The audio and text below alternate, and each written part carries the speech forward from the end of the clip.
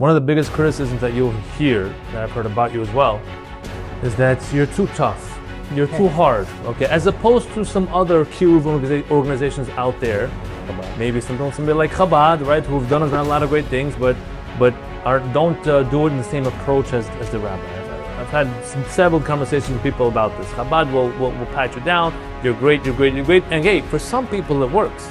Eventually, it works. But the rabbi's approach is obviously very different than that.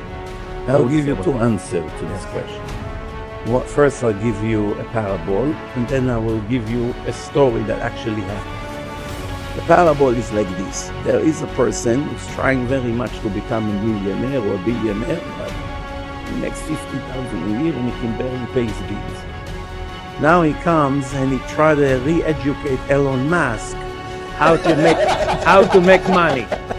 You know, he has a speech tonight. Elon Musk is crazy, he's fanatic, he's an extremist, you know, he's a lunatic, he doesn't know what he's doing. Yeah, but he has $800 billion and you had $20 to your name.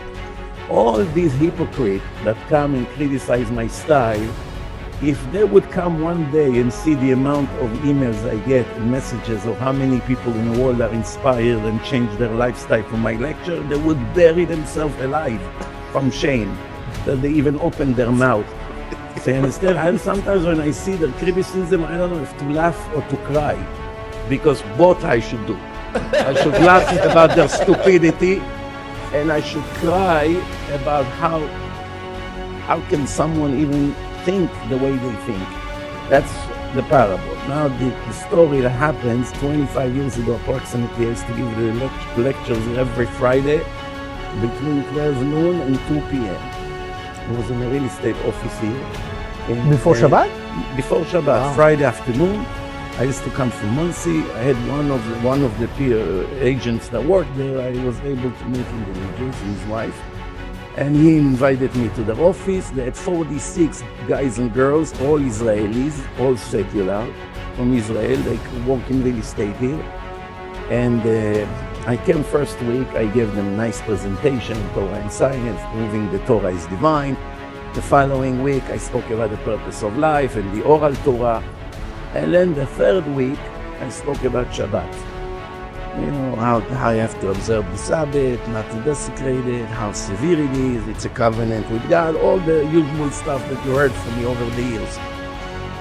There's a revolution in the office. The girls started to dress modest.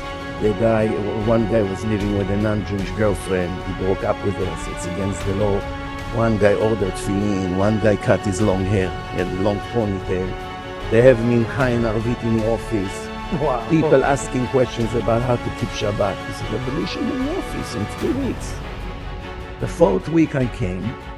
Now usually when I showed up, they're all sitting in a long table in a conference room waiting.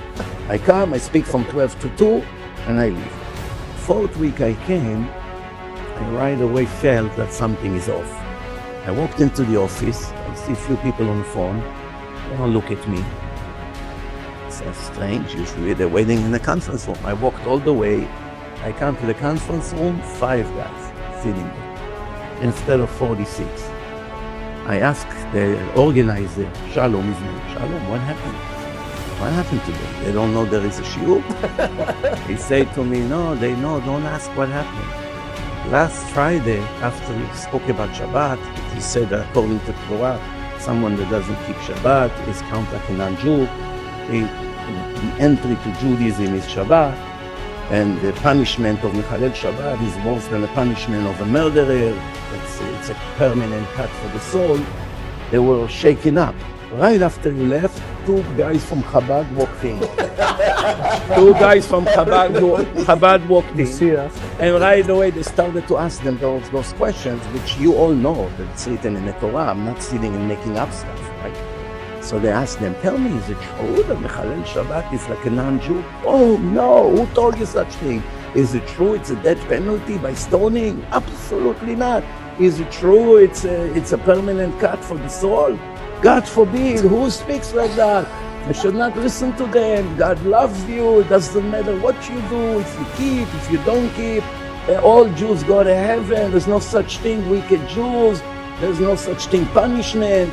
All of them went back to be secular. The guy canceled the tefillin. That guy went back to the Goya. He grew back the ponytail. Everything went down the drains. The girl went back to the miniskirt. Now, you have to choose. Do you want to follow their ideology, that in my opinion makes a huge damage to the Jewish world? Or you want to follow my ideology, which is the ideology of every Musar book, include their book, the Tanya? Who do you think keeps the Tanya better, they or me? I give you 100 proofs that I follow the Tanya much more accurate than them. The Tanya speaks about hell, speaks about the wicked people, speaks about reincarnation, speaks about things that they deny now. They deny there is a hell. Every one of those speakers says no such Isn't thing. it just one particular big speaker? No, man, that's their ideology. Wow. It's written 133 times in the Gemara about hell. Christians understand that, they learn from us. Muslims understand that, they learn from us.